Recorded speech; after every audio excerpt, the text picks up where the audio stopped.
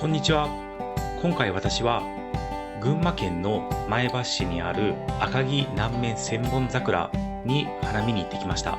それからそこの近くにある道の駅グリーンフラワー牧場にも行ってきました。今回は花見会なので群馬の雑談と合わせて紹介していきたいと思いますのでよろしくお願いします。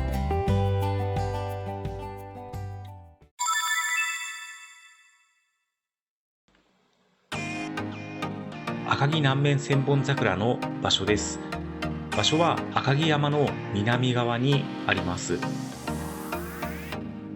があって道の両旗にある桜、それからイベント会場や公園のようになっていて、そこで見られる桜などがあります。これがその道の両側に咲いている桜を見られる場所です。この赤城南面千本桜は桜の名所100選に選ばれています。私が行ったのは4月の10日の朝6時半に行きました。というのが、ここ桜も有名なんですけど、混雑するでも有名です。なので8時からイベントとかをやったりしてるんですが、その前7時半には出るくらいの勢いで朝早くから行きました。それからここの桜はライトアップが有名です。夜桜ですね。私はこの自然光の方が好きなんですけど、夜桜って何のためにあると思いますか？これ私の個人的な意見なんですけど、ビールのためにあると思ってます。だって夜桜見ながらビール飲んでる人っていないでしょ。みんなビールと唐揚げ楽しんでるだけでしょ。夜桜はビールを飲むための口実です。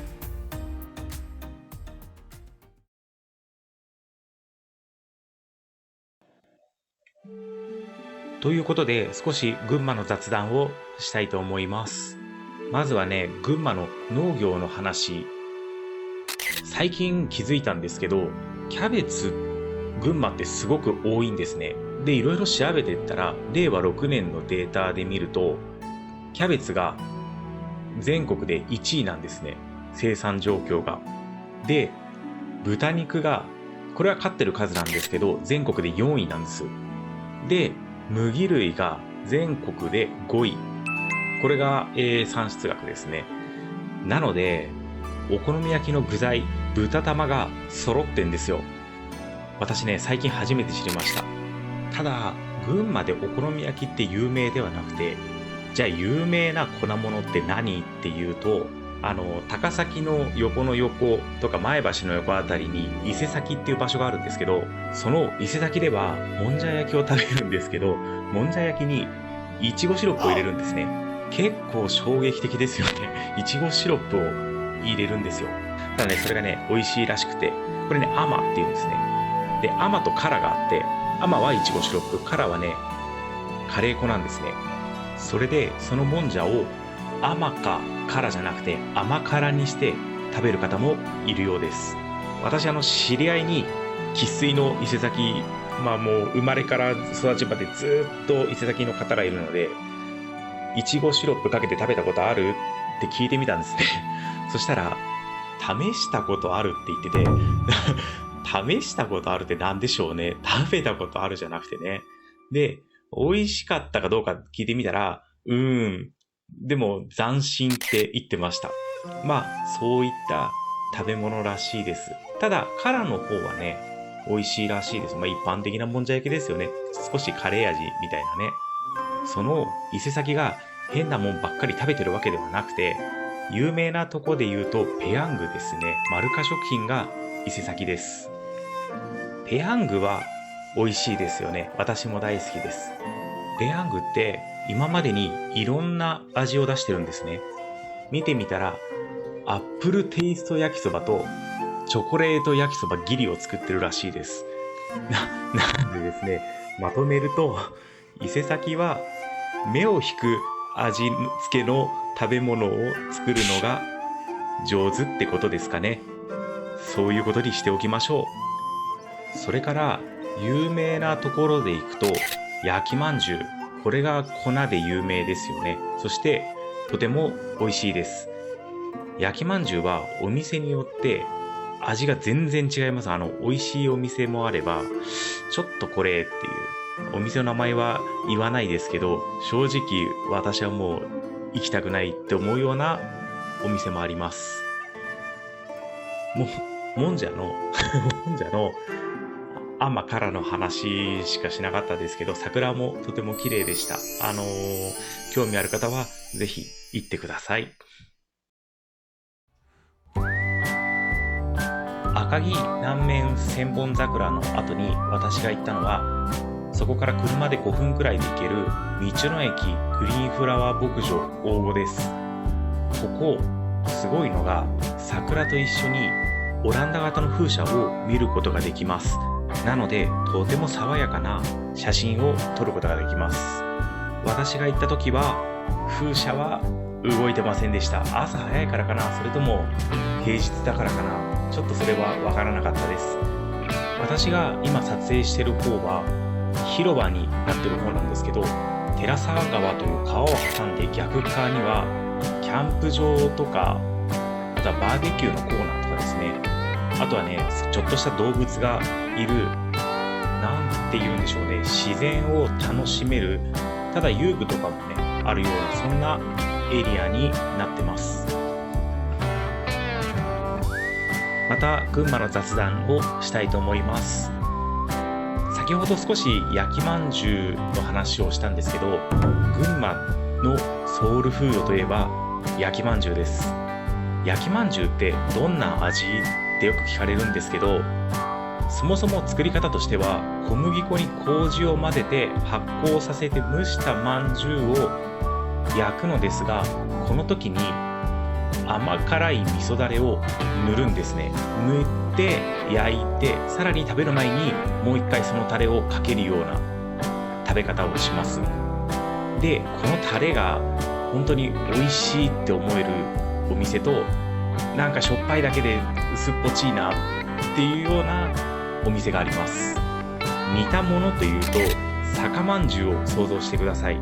で、酒まんじゅうを炙って、で味噌田楽のタレ、ちょっと甘くしたそのタレをかけたような感じです。なので私がよく行くお店があるんですけど、そこね美味しいんです。中寺茶屋さんって言うんですけど、なんだろう、食べ慣れた味って言うんですかね。なんか私はね、ここのお店、ここだけじゃないんですけど、いろんな美味しい店あるんですけど、こちらのお店もおすすめしてます。勝手にね。この中寺茶屋さんでは、オーソドックスな焼きまんじゅうと、あん入りの焼きまんじゅうと、酒まんじゅうを売ってるんですね。で、その酒まんじゅうの味と、やっぱりね、似てるんですよね。って思うと、焼きまんじゅうは酒まんじゅうとほぼ一緒なんじゃないかなって思います。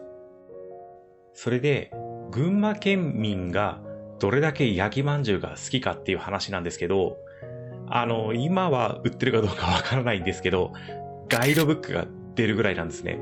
で、ガイドブックを出してるのが、県だか市だか、とりあえず、民間じゃないんですよね。行政の方で出してるんです。それだけ、群馬県民は焼きまんじゅうが好きです。もし、群馬に来ることがあれば、ぜひ食べてください。おすすめの一品だと思います。そして、桜の話、すいません、全然桜の話をしてなかったんですけど、ここも桜すごく綺麗なんですね。で、やっぱり風車と桜を一緒に見れるっていうのがなかなかないと思います。晴れてるとさらに赤城山が見れるので、より綺麗な桜などを見ることができます。桜をたくさん見た後は、風車の周りにね、ちょっとだけ花が咲いてるんですけど、パンジーとオランダと言ったらやっぱり、風車と言ったらやっぱりチューリップです。ただ、チューリップはまだ咲いていませんでした。ということで、芝生の広場の方の桜は以上です。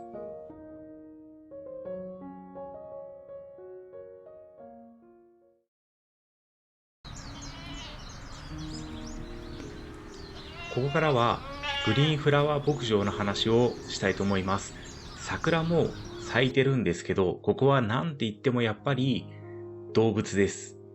この桜の下にいるヤギも花見を楽しんでいるのでしょうか。そしてここはイノシシが出没するようです。イノシシは檻の中に入っていないようなので、もし出現した場合、どうすればいいでしょうね。ちょっとプロの方教えてください。ここは公園になっていて、バーベキューのコンロがあったり、あとキャンプ場だったり、バンガローもね、用意されているようです。なので自然と一緒に楽しむ、そんなようなエリアになっています。そして驚いたんですけど、ここ鹿がいるって書いてあったんですけど、現地見てみたらちょっと鹿はねいなかったです。で、あとちょっと悲しい感じのウサギ、まだ朝早いからでしょうね。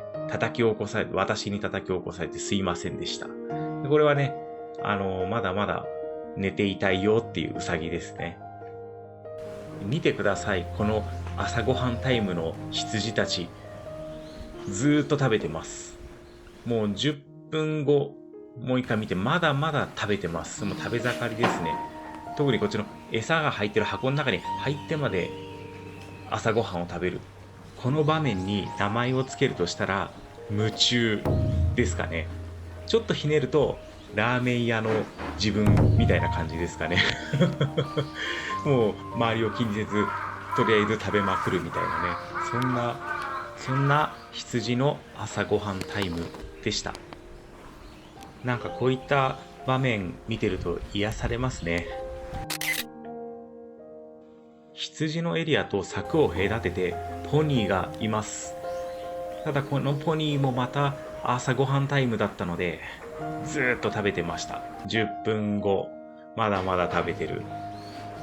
これも名前をつけるならラーメン屋の私みたいな感じですかね。で、この柵真ん中を人が通るんですけど、左側がポニー、右側が羊になってます。両方ともね、桜とか見れるようなところで飼育しているようです。園内には桜以外にもいろんな花を見ることができます。これ雪柳ですかね。あとは他にも桜の品種があって、ソメイヨシノっぽいんですけど、もう葉っぱが出てました。また違う品種なんですかね。あとはね、まだまだつぼみの状態の、ただ枝とか幹とかを見るとどう見ても桜っぽいんですけど、まだ咲いてない桜もありました。あとはこの辺りですごく良かったのが、鳥のさえずり、とても綺麗な音でした。この場所はとても田舎なので静かなんですよね。なので川のせせらぎとか鳥のさえずりとかね、そういったのがすごく鮮明に聞こえます。杉があって花粉のシーズンはなかなか辛いですけどね。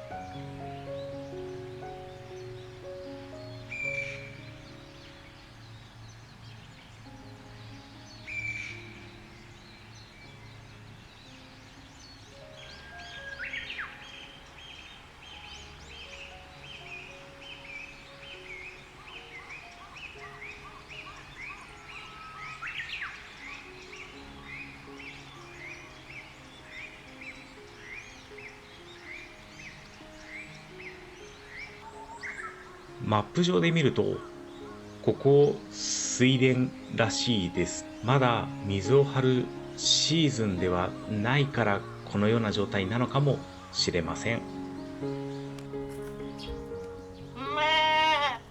ということで、黄金のグリーンフラワー牧場は以上です。道の駅でコカ・コーラの瓶の自販機を久しぶりに見つけてしまいました。嬉しくなって早速買ってしまいました。このキャップを開ける場所、懐かしくないですか？普段飲んでるよりも美味しいと思いました。今回は赤城南面千本桜を群馬の雑談と合わせてお送りいたしました。いかがでしたでしょうか。ご視聴いただきありがとうございました。群馬に来てみたくなった方いらっしゃいましたら、コメント、いいねボタン、チャンネル登録をよろしくお願いします。